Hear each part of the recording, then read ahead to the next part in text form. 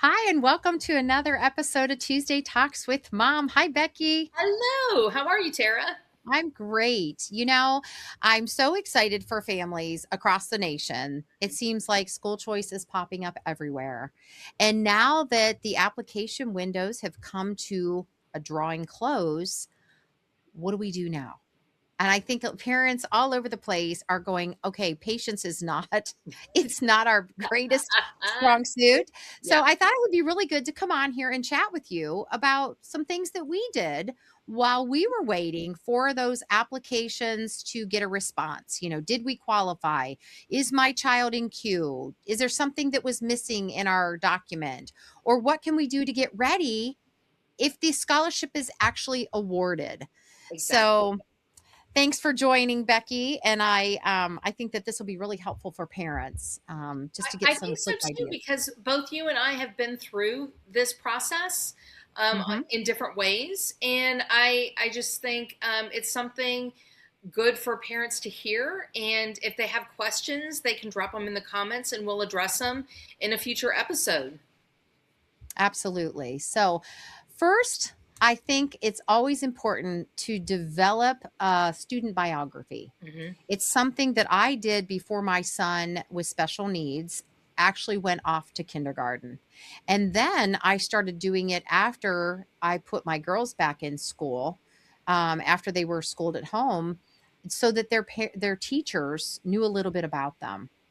And I found this document to be so helpful. First, for my son entering kindergarten, I kept thinking these people have no idea who my children are, what they like, what they don't like.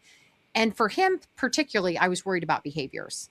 And I thought, what if he exhibits some behaviors that are less than appealing?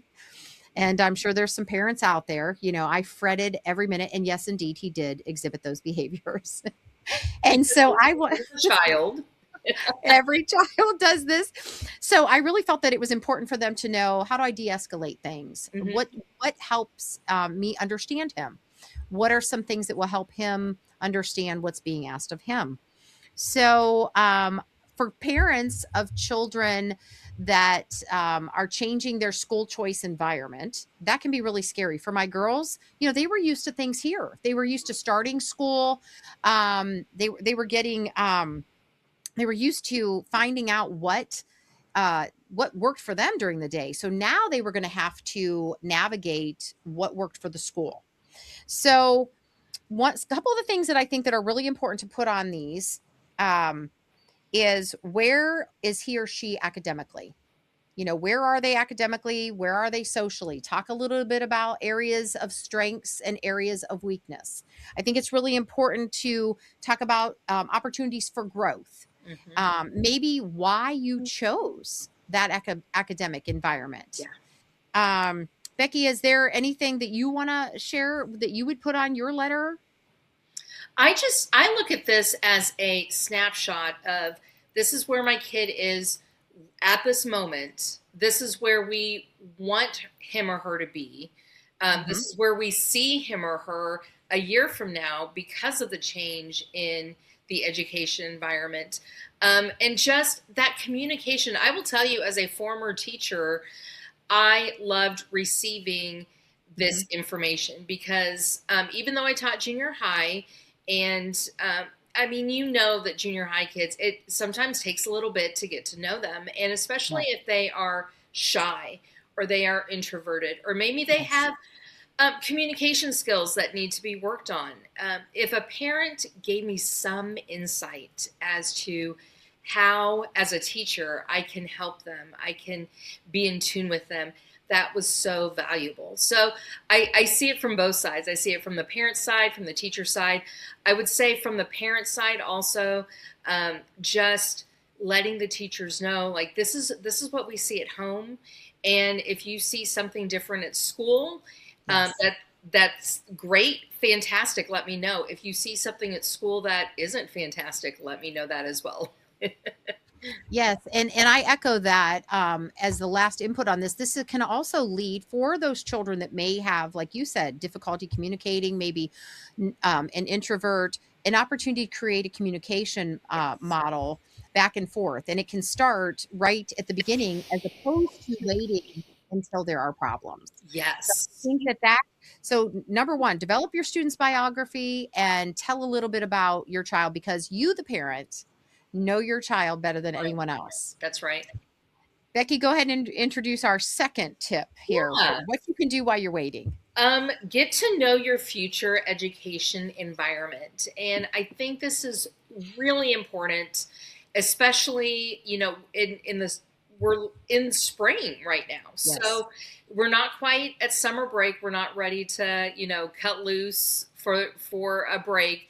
We're still in Right. that school mode. So while you're in that school mode, what are some things going on in that future education environment? So, for example, if you're switching to a parochial school, maybe you want to see what mass looks like. Or if you are switching to a private Christian school, is there a chapel? How often is that? Can you attend one to see what it looks like? Um, Track is spring sports.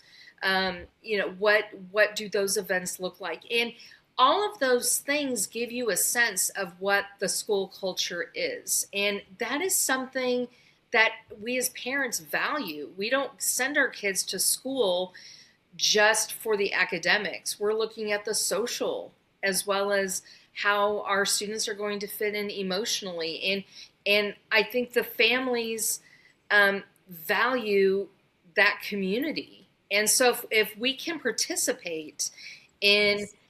a mass or a chapel or a track meet, or maybe even something like Donuts with Dads or Muffins with Moms, and just see what that school culture offers, that helps us as parents and the kids as well. The kids get a look, but we also get to see, okay, this is where my kid is going.